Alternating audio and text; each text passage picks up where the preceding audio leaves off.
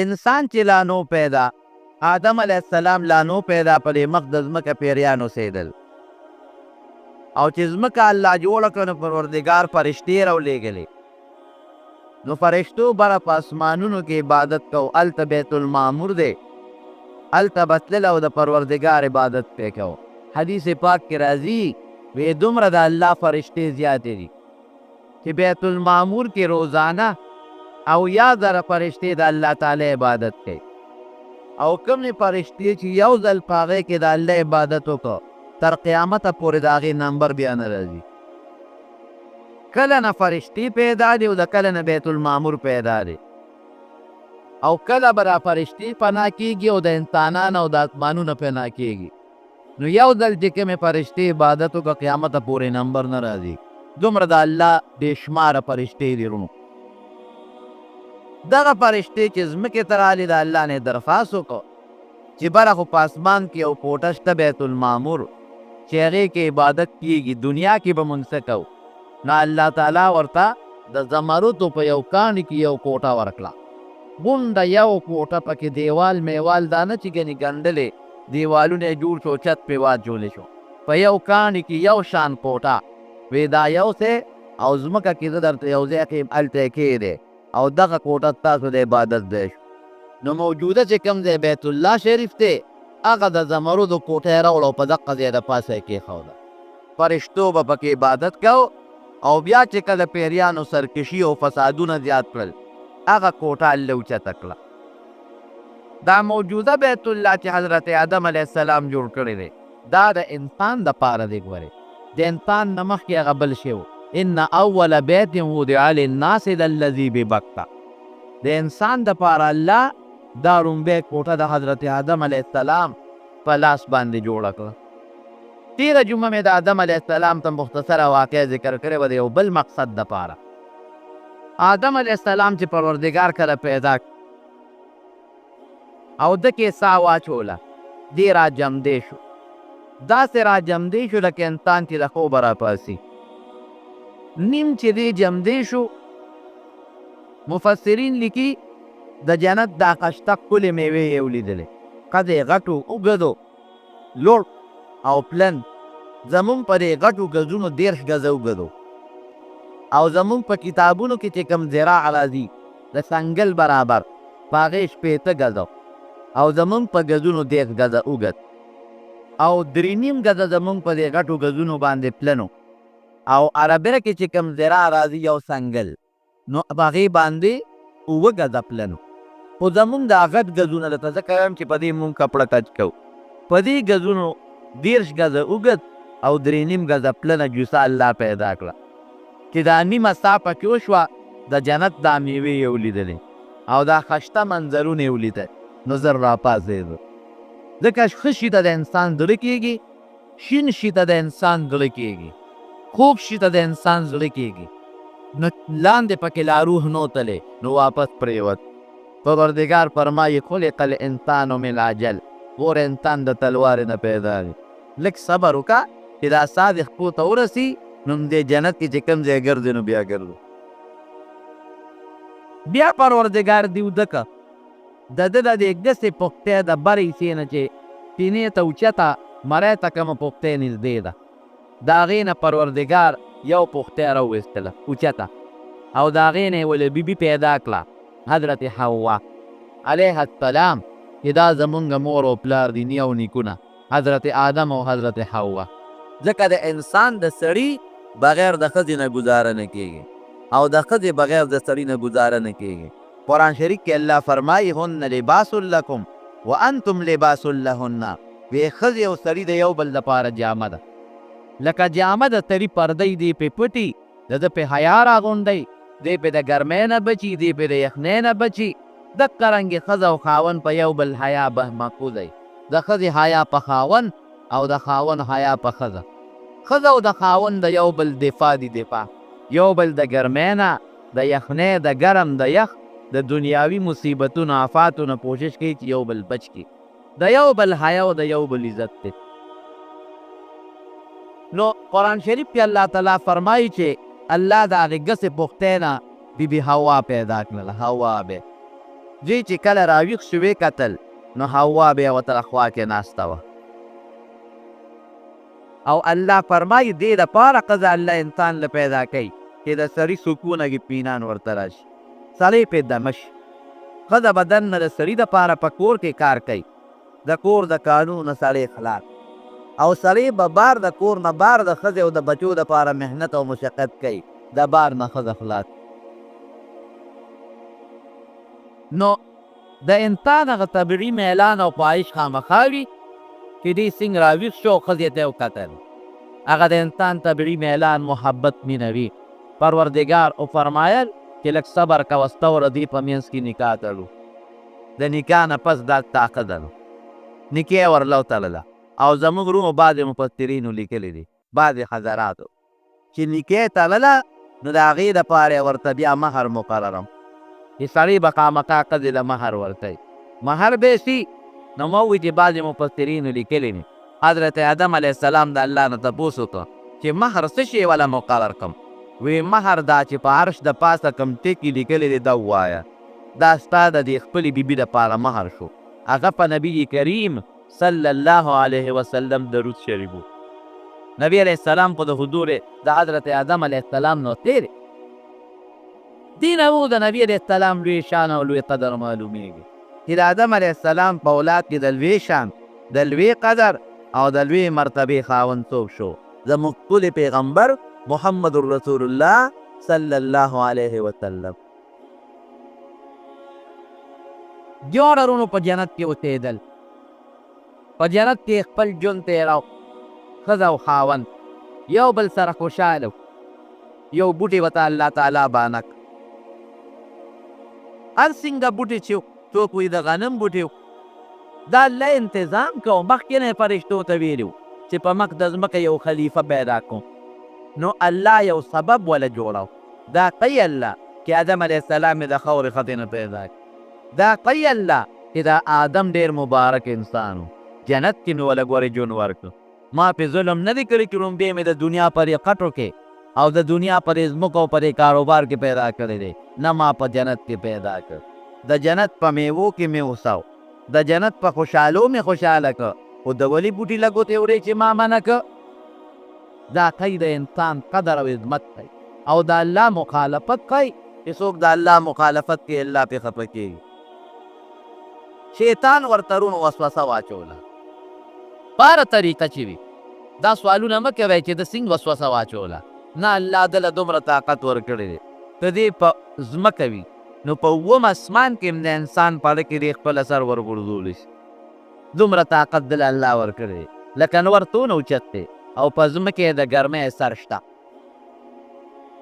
پکې هلته ګرځي او د یخنۍ هوا یې دلته رارسي نو دارنګې دله الله دا طاقت ورکړی دی نو آدم علیه السلام بیبي ته یې اول ته وسوسې ور واچولې دې بوټي لګو ته یوس مونږ خو الله منع کړي یو وی نه که نه دې دپاره یې نه یې منع کړې چې الله د دې په شبوړو خفه کېږي دې له یې منع کړې یې که دې له ګوتې نه وړی نو د ځمکې ته هم کوزوي او که دا هم وخوړه همیشه به په جنت کې یې وی دا ستا خبره غلطه ده قسم یې ورته وخوړ وی زما دې په رب قسم یې چې رښتیا درته وی خو حوا بیبي خو د خدای په نوم مخکې قسم چېرته نه اورېدلی د الله په نوم یې قسم واورېد ها تا د الله په نوم قسم مه خوره قسم د الله نوم چې څوک والي مسلمان په اعتبار کوي روم موږ نن د الله په نوم اعتبار نه کوو زموږ عام مسلمانانو کې دا یو قاعده ده غلطه قاعده او دا ولې په اعتبار نه کوي ځکه خلک د الله نوم په دروغ غالي په معمولي څیز په 2 روپو هم د الله په نوم خلک قسمونه خوري دې نه رومو ځان ساتئ د الله نوم د دنیا دپاره مې استعمالوئ او د الله په نوم په دروغه قسم مه خورئ په دې الله خفه کېږي او دا د الله د نوم غټه بېعزتي ده او چاته چې الله څوک د الله نوم واخلي قسم پې وخوري نو پکار دی چې دې په اعتبار وکړي نو هغې خو له دې زمانې دا دروغجن نه ولیدي چې د الله په نوم به هم څوک په دروغه قسم خوري خو چې قسم یې ورته وخوړه وی پس ته رښتیا وې زر یې هغه بوټي له ګوتې یوړې چې د کوم بوټي نه الله منع کړې خو چې یو یې هغې کې الله یو تاثیر پیدا کړی چې هغې سره د جنت جامې دې غوندې کوشوې مکمل د دنیا خاصیتونه چې څومره و پکې پیدا شو د جنت جامې تې کوش ها بوټي کې دا خاصیت و کې او دسماتې سړي له ورولي، خوله پیدا کوي، لاړه پیدا کوي، تریوالی پیدا کوي، غم پیدا کوي، رکوټ او دسماتې پیدا کوي، مرګ پیدا کوي، بیماری پیدا کوي. دا خو جنت شته نه، دې له به دنیا ته راتلل غواړو. کم خاصیتونه چې بوټي کې جنت کې نه پوره کېږي، به دنیا کې پوره کېږي. نه جنت کې څوک رکوټ او لی او دس ماتولی شي، نه پکې څوک توخ کولی شي، نه پکې بیماری راځي، نه پکې مرګ راځي، نه پکې خوله شته، نه ستړی ژوند شته، نه پکې وده کېدل شته. او دې بوټي خو هغه څیزونه پیدا کول، نو اوس به څه کېږي؟ اوس به خامخا دنیا ته راځي. فتفقا یخصفان علیهما من ورق الجنه. اوس بربند شو، نو د جنت په بوټو پسې منډې والې. ولې دا حیا د انسان فطري د فطري ګونو، یعنې هلته نور انسانان نشته چې ځان ترې پټ کړي. فرشتې خو تا ته په سترګو ښکاري نه. نو حیا د انسان یو فطري شی دی چې کوم سړي کې حیا نه دی د فطرت مخالف دی. د انسان فطرت او طبیعت به دا غواړي چې دی به حیاداري حیادان. بې حیا انسان د خدای ډېر بدي شي. خدای دې د بې حیایۍ نه وساتي. نو بوټو پسې منډې والې او د بوټو پاڼې راخیشتې او هغه د ځان نه تاوله چې ځان پرې پټ. الله د اسمان نه راکوز کړل، د جنت نه الله راکوز کړل. وی باد تاسو ته معنی وی چې داسې مه کوئ. ورونو قرآن شریف کې بل دی الله په خپله فرمایي فنسي ولم نجد له عزما. وی چې شیطان ورته قسمونه وخوړل، نو د آدم علیه السلام د خدای د خبره یېره شوه. یېره د انسان یېره راځي که نه؟ او الله وی کلکه اراده نه وه چې په خپل قصې زما د حکم خلاف ورزي کړي، خو د هغې قسم د وجې د ما د خبره ته یېره شوه. نو بوټي له یې ګوتې یوړې او خولې ته یې یوړه. الله پې غصه شو، خفه شو، دنیا ته یې راکوز کړل. کوم ځای راکوز شو؟ حضرت آدم علیه السلام په سرندیب کې راکوز شو. سرندیب مخکې د هندوستان یو حصه وه، بیا د هندوستان نه ځان له یو ملک شو، سریلنکا ورته وایي نن سبا. د هندوستان او د هغې په منځ کې د اوبو دریاب دی او ځان له یو جزیره ده. او تاریخ لیکي چې په هغې کې یو غټ غر دی، غټ غر. د آدم علیه السلام د خپې نشان په هغه غر د پاسه پروت دی. د خپې نښه. خپې څومره وه؟ 6 فوټه. 2 ګزه د آدم علیه السلام خپه وه، خپه د خپې نشان. ځکه وجود یې 13 ګزه و. نو چې 13 ګزه وجود یې، نو خپه خو یې زمونږ په شان 6 انچه دی که نه؟ خپه د انسان خو د وجود د قامت برابري. نو خپې چې وجود یې 13 ګزه و، نو د خپې نشان یې 6 فوټه و، 2 ګزه. په هغه غر د پاسه په سرندیب کې د آدم علیه السلام د خپې نښه پرته ده. او تاریخ لیکي چې هندوان، مسلمانان، عیسایان، یهودیان دا ټولې تماشې لدي. غر ته ورخیږي په سریلنکا کې، او د آدم علیه السلام د خپې هغه نښه له ورځي. ولې؟ کافر هم ورځي، ځکه د کافر هم نیکه دی.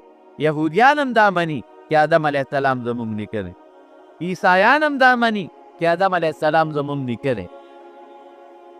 او دقه رنګې مسلمانان خو یې مني چې آدم علیه السلام زموږ نیکه دی. صرف هغه خلک یې نه مني. بعضې خلک شته لکه دا دهریان، چیریان او روسیان، هغوی دا نه مني چې موږ د آدم علیه السلام اولاد یو. یو غټ کافر تیر شوی دی، دارون ورته وایي. دارون د هغه یو جدا نظریه وه، سوچ دی. د کافر هم حقه سوچ دی. هغې وی انسان په اصل کې بیز و بیز. دا د هغه سوچ دی. او زمونږ ډېر لوی افسوس دی چې زمونږ په بعضې سکولونو کې اوس هم دا سبقونه ښودلي کېږي. دلته نه، په اکثر ځای په ځای د انګریزۍ په سکولونو کې د ډارون د عقیده او دا نظریه خلکو ته کوي چې انسان په اصل کې بیز و بیز. نو چې بیز و په دې ځنګل کې به یې منډه والې، د بیز خو لکۍ وه، د انسان خو لکۍ نشته. وایي په دې لکۍ خاره خو لګېده. نو منډې به یې والې، دی به په بوټو پورې او په غټو غټو اونو پورې لکۍ مږله، نو لکۍ ته پرېوته. نو دی خو په څلورو پښو ګرځي او خبرې نه کوي. نو په دې مخ په 2 پښو یې خاره خو لګېده او بیماري پرې ولګېده. نو په ځنګل کې به یې منډې والې او چغې به یې والې او دا 2 خپې به یې اوچتې کړې، ځکه چې خوږ شي نو بیا په ځمکه نه لګوي. دی اوچتې کړې وې او منډې به یې په ځنګل کې والې. نو هغه 2 خپې یې په لاسونو بدلې شوې او د هغه چغو نه یې خبرې جوړې شوې. نو د انسان په اصل کې بیز وي، موږ د بیزارو نه جوړ شوي. موږ وایو نه، موږ د آدم علیه السلام اولاد یو. او په تاسو وایه نو یقینا د انګریزانو شکلونه لکه د بیزانو په شان دي. که دوی د بیز اولاد وي به موږ د بیزوګانو اولاد نه یو. خدای هر مخلوق ښه دی انسان د بیز نه جوړ دی. دا بیز د څه نه جوړ، دا چرګان د څه نه جوړ دي، دا غویان د څه نه جوړ دي، دا میخې د څه نه پیدا دي، دا نور چیزونه د څه نه پیدا دي. دارونو الله هره جوړه پیدا کړې او د هغې نه نسل جوړ کړی دی. دا ده چې موږ د بیز نه پیدا یو. انقلاب راغی په بیز کې او انسان ته جوړ شو. د انسان په لکونو کاله تیر شو، په دې کې انقلاب نه راځي چې د ده نه بل څه شی جوړ شي. بیز کې راته او ده کې نه راځي. دا ټول دروغ دي رونو.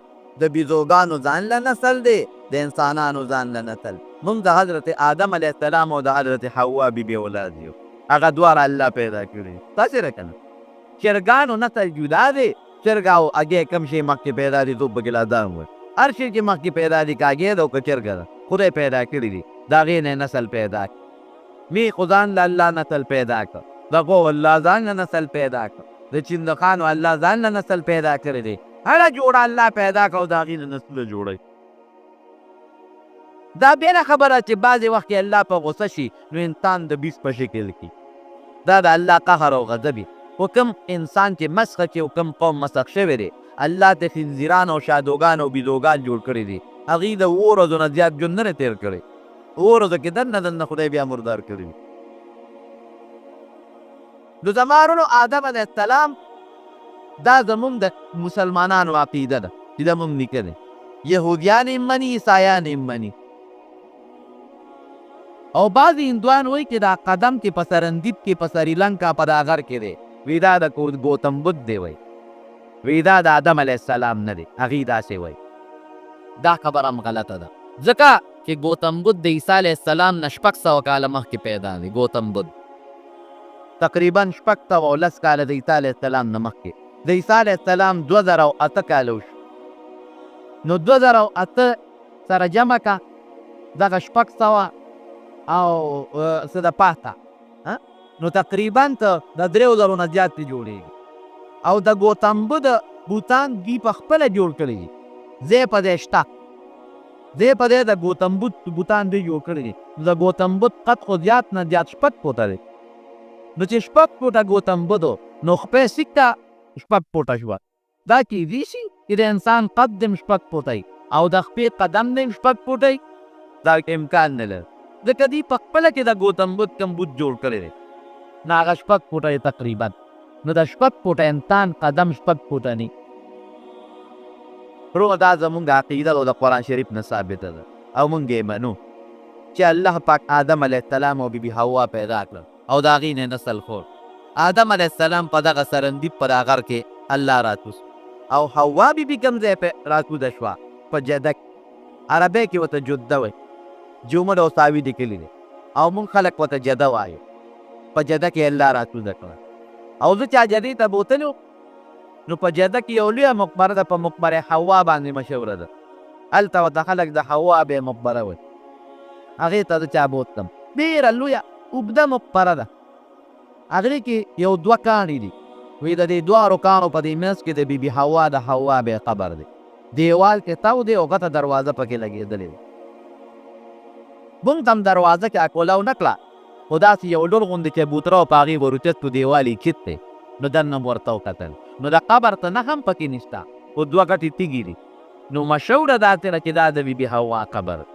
نو حوا بیا خدای پاک په جده کې چې کوم د سعودي عرب یو ښار دی او د مکې مکرمې نه تقریبا 6 کیلومتره دی. د دریاب په غاړه لویه بندرګاه ده او نن سبا لوی ښار دی. حاجیان یا عمرې والا چې دي نو دوی د جدې په ایرپورټ باندې کودي. یو عظیم‌الشان ایرپورټ دی پکې. دا د الله غصه وه یو لرې او بل د بل نه لرې. دواړو جلل چې په مخ د ځمکه راکوز شو چې خدایه دا سو جنت کې رڼا وه دلته خو شپه په شپه کې راکوز شو. دلته اودسماتې دی هلته اودسماتې ضرورت نشته. دلته غم دی هلته غم نو. دلته ستړی ده هلته ستړي نشته. دلته سوچونه او فکرونه یې په جنت کې نشته. الله ته جلا کول په مخ په ځمکه پراتو دې کې د سبا ده رڼا راوچته شوه. چې راوچته شوه نو زر یې سجده ولګول آدم علیه السلام د شکرې نه چې شکر دی خدایه زما جلا دې جوړ قبول کړه. ربنا ظلمنا انفسنا وان لم تغفر لنا وترحمنا لنكونن من الخاسرین. خدای مونږ په ځان زیات یو کنو، تا د بوټي نه منع کړو، مونږ بوټي ولا یو که ته مو نه بخې او ته را باندې رحم ونه کې، نو خدای زمونږ نه زیات تاوانیان به په مخ د ځمکه بل څوک نه. د چیرانې ولیدله نو سجده ولګوله الله ته، اوږده سجده د شکریې. دې کې نور راښکاره شو، سر یې راپورته کړه نو بیا خوشحال و چې شکر د رڼا خو نور هم زیاته شوه، نو دویمه سجده ولګوله. نو زمونږ بعضې علما لیکي چې دا په مانځه کې په رکات کې دوه سجدې دي. دا مونږ دا آدم علیه السلام پیروي کوو، دا د هغه هغه طریقه شو. یو بل پسې ګرځي ښځه خاوند چې خاوند به مې کرن دی او ښځه ښځه به یې کم دی ګرځېدل. نو د عرفات چې کم میدان دی چې حاجیان د عرفې په ورځ ټول هلته راغونډېږي، هلته یو غر دی جبل الرحمت ورته وایي، د رحمت غر. په هغې باندې یو غټه مناره غوندې یو ستن د ستن اوس هم پې شته. عرفات دې غرونه ډېر دي او په دغې غر د پات یو ستن ده او پوریم ورته جوړې شوي دي، خلک ورته خېږي. رپوې غر دې دومره لوی نه دی. دغه جبل الرحمت د عرفات په دا غر یو بل سره یو ځای شي. معرفت پیژنګلو ته وایي، یو بل یې وپېژنده. دغه میدان ته هم د عرفات او د معرفت او د پیژنګلو میدان وي. خوشحاله شو یو بل سره.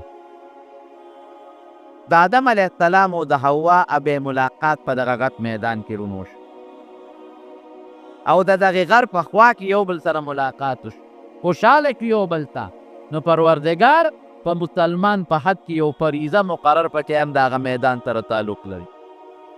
په نهم د ذوالحجې د اختر نه یو ورځ مخکې چې موږ د عرفې ورځ ورته وایو، دغه میدان ته تلل دا په حاجیانو باندې رکن دی، فرض دی. فرض خامخا به دغه میدان ته ځي. 9 میله مربع میدان دی. دا ټول حاجیان پکې دی. هلته الله ته جاري د ماسپښین د زوال نه پس تر د انور پرېوتو پورې یو سکنډ هم چې څوک دغه میدان ته ور داخل شو نو د حج دا فرض یې ادا شو. او که څوک دې میدان ته داخل نه شو او طوافونه مو کي، عمرې مو کي او لکونه روپۍ مو لګوي، حج یې نه کېږي. خدای پاک د دغه میدان یو ذمهداري د عرفات د میدان او د عرفات د میدان هغه محبت او غمینه او هغه عقیدت او د بیبي حوا او د آدم علیه السلام هغه پیژنګلو او ملاقات او خوشحالي د هغې په امت په روحاني خوشحالۍ کې راوستله. ځکه حدیث پاک کې راځي چې د عرفات په ورځ په میدان کې څومره خلک راجمعي دا ټول الله بخي. خلک جالي که نه الله ته چیغې وري، ټول مسلمانان په دا خیمو کې او خدای ته جاړي. څوک په انور ولاړي او مثلا هم داسې ده چې په انور لږ الله ته ودرېږي، واره واره د نیم بوټي څوک د هغې لاندې ولاړي. مونځ چې وشي نو چې هوښیار خلک یو مسلې زده کړي د مانځه نه پس د ماسپښین لاول اجتماعي دعا، نو بیا ورته استاد وي ځه اوس خواره شئ یو کس د چا په زړه کې چې څه دعاګانې دي او ذکر و اذکار دي هغه کوي. نو څوک د خیمې یو ګوټ کې، څوک د یو اونې لاندې، څوک د بلې اونې لاندې. خدای پاک ته خلک جاړي او چغې وي، یو روړي وي او الله ته یو زاري وي. نو الله د انسان په زارۍ او په جړا ډېر زیات خوشحالي. فرشتې راولېږي دا بندګان څه غواړي؟ وی خدای ستا رضا غواړي، خدای د ګناهونو نه معافي غواړي. چې څه یې تللي دي په هغې پیمانه دي هغه چغې وایي. الله ته پته ده الله دې نه ناخبره نه دی، د زړه په حالاتو خبردار دی. خو دا فرشتې بیوي چې انسان مه پیدا کوه، په مخ د ځمکه فسادونه به کوي، ورته ښایي چې ګوره ورته اوس ما نه څونه یریږي. وی خدایه ستا نه یریږي، لرې مزلې کړي دي او د لویو لرو لارو نه راغلي دي او بچي او ښځې پرې کې دي، پیسې هم لګولې ده او خولې ترې ډېږي او ستا دربار کې جارې او چغې وایي ستا نه یریږي. الله اعلان وکړي دی دا چې څومره بندګان د عرفات په دې میدان کې دا ټول محبت. فرشتې ورته وایي خدایه باقي پلانکې پکې ګناهګار دی، دې خو جدا مقصد نه راغلی، پلانکې خو پکې ګناهګار دی دې مقصد نه راغلی دی، پلانکې خو پکې الله ګناهګار دی دې مقصد نه راغلی دی. وی د دې نیکانو چې زما د رضا دپاره کم راغلي دي د هغې د مخه مې دا نور هم ورته وبخل، ټول بخه. الله ډېر مهربان او رحیم او کریم بادشاه دی. مشهور حدیث دی تاسو ته ما ویلي چې اکثرو محدثینو د خپل کتاب